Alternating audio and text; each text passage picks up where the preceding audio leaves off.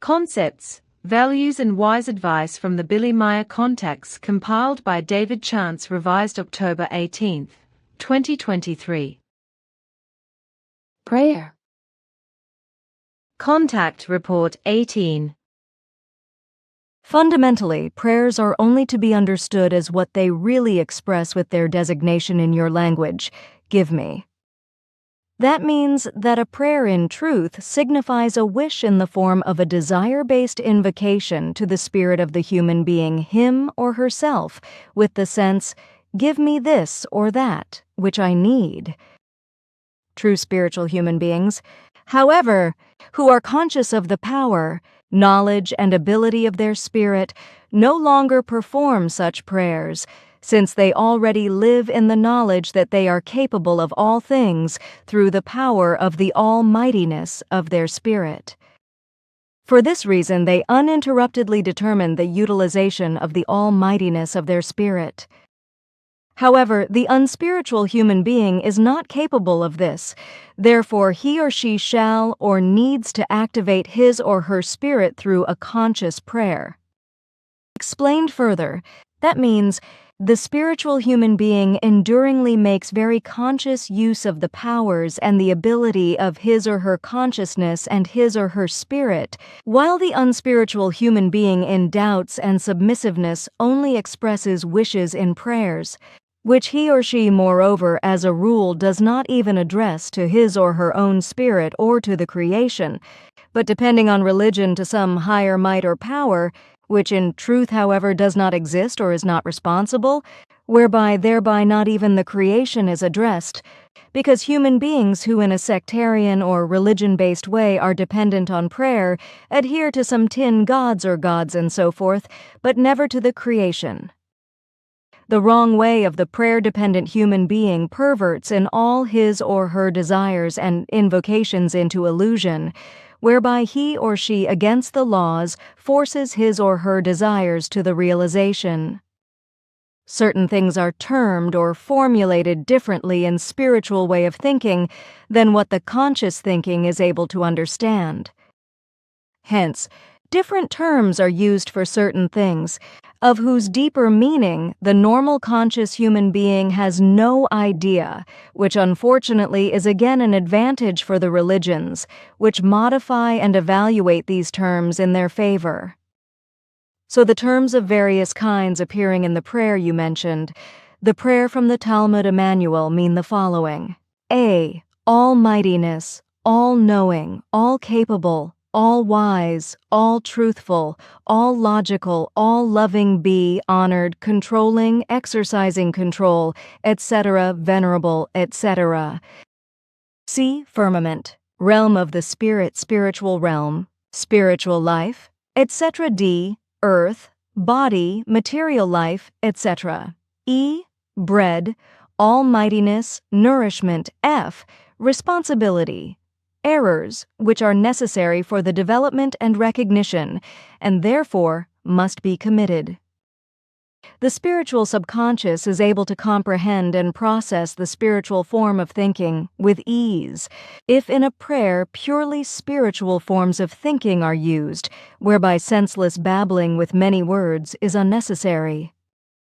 Even if the consciousness itself is not able to understand the expressions presented in spiritual forms, they are nevertheless understood and utilized by the spiritual subconsciousness in cooperation with the spirit down to the last detail. Since the unspiritual human being remains deprived of this cognizance because he or she is most often trapped in religions, he or she is unable to interpret the sense of a spiritual form of thinking. On the other hand, it cannot be explained to him or her either, because he or she will not comprehend the sense. For this reason, the religions which are leading into delusion create babbling prayers that can, in a conscious manner, be explained and understood by the unspiritual human being, whereby through this malicious misguidance the human being concerned commits him or herself to the religion or sect. Because if he or she carries out prayers that are understandable to him or her, in word and sense, towards whatever something, Then the belief in them grows in him or her, and he or she thus becomes the slave of his or her belief that is dictated to him or her. However, when Emanuel has now issued a prayer, it is in the sense that the human being using it does not understand the sense of the words and therefore cannot simply fall prey to a belief. But since the spiritual subconsciousness of the human being understands the sense of the words, the consequence will not fail to appear that, with sufficient use, the spiritual powers of the human being will align themselves with the invocations and develop in the form desired by the words, without the consciousness knowing what it actually requests and demands through the prayer that is incomprehensible to it. In this way, the knowledge of the recognition and the truth is slowly attained without it being influenced by a belief. Because if a human being does things of whose sense he or she has no clue, and very specific consequences and results arise from these things, then these can only be the effects of those powers that have actually been called on, even if this has happened without the conscious knowledge of the human being concerned. Because if a human being unconsciously does the right thing, then based on the law, the right result must also come to light.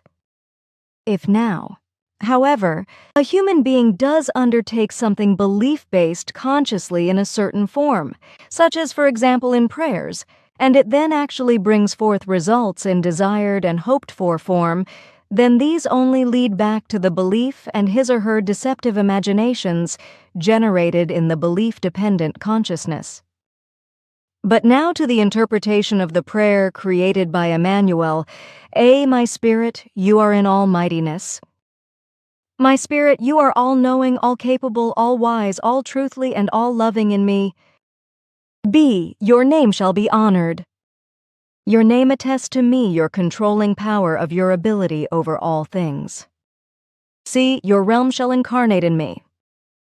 Your almightiness shall spread out in me to the consciousness of my thoughts, so that I, in conscious ability, use, unfold, and implement the knowledge, powers, essences of wisdom, truths, and the universal love, the peace and the freedom, which are present and accumulated in me. D, your power shall unfold in me on the earth and in the firmaments. Your almightiness shall become the conscious distinctness in me, in my body, and in all spiritual realms. Give me my daily bread today. Let your almightiness be effective in me daily and unfold itself, and nourish my unknowledge with knowledge and essence of wisdom. F, so I recognize my responsibility, and I recognize the truth, whereby I am able to recognize and rectify the committed errors, which befall me on the way of my development.